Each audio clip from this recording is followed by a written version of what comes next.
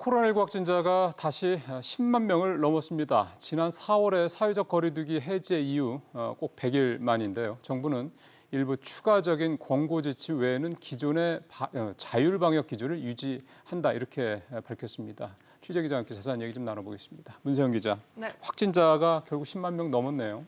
네, 그렇습니다. 오늘 0시 기준 코로나19 신규 확진자는 10만 285명으로 지난 4월 이후 98일 만에 처음으로 10만 명을 넘었습니다.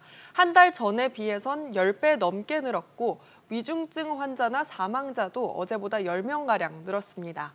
정부는 2, 3주 정도는 계속 증가세가 이어질 것이라고 예측한 바 있습니다.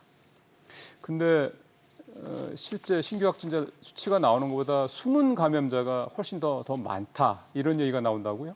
네, 전문가들은 이게 증상이 있어도 검사를 받지 않거나 이제 확진된 사실을 숨기고 생활하는 일명 숨은 감염자가 늘었을 것으로 보고 있습니다.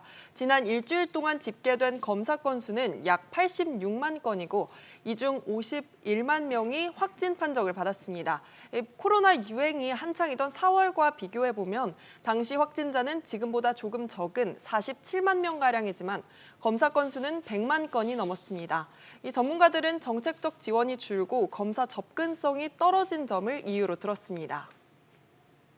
진단검사를 받으러 갔을 때 5,000원 내지 6,000원 진찰비를 내야 된다는 거. 진단하지 않고 밖에서 아르바이트라도 하는 그런 상황이.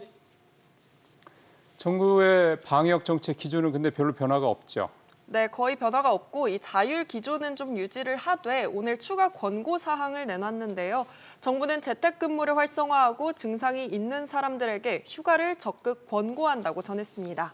가족이 아프거나 다칠 때 가족 돌봄 휴가를 쓰면 하루 5만 원씩 최대 10일 동안 긴급 지원하기로 했습니다. 학생 환자가 많이 나오는 만큼 학원도 원격 수업으로 전환하길 권고했습니다. 근데 이게 어디까지나 권고 사항이다 보니까 한계는 분명히 있는데 전문가들을 취재해봐도 뾰족한 대안이 없는 것도 사실입니다. 특히 확진자가 많이 나오고 있는 물을 뿌리는 공연장 같은 경우에 마스크를 거의 쓰지 않는 모습이 포착되는데 방역당국이 직접 세부 조사에 나선다고 밝혔습니다. 문 기자 수고했습니다.